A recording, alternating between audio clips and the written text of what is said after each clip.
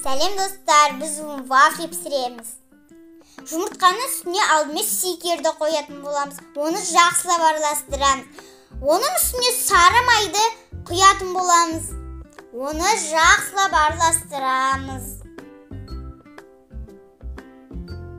Алдымен оның үстіне қаймақты қойып, араластыратын боламыз. Біз ұнымызды қопқышқыштымызды құямыз да және араластыратын боламыз. Вафли пісіретін емізге құятын боламыз. Оны жабамыз бетін.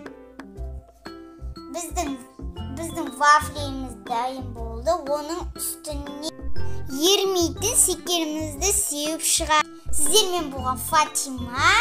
Арнаға тіркеліп, лайк басуды ұмытпаңыздар.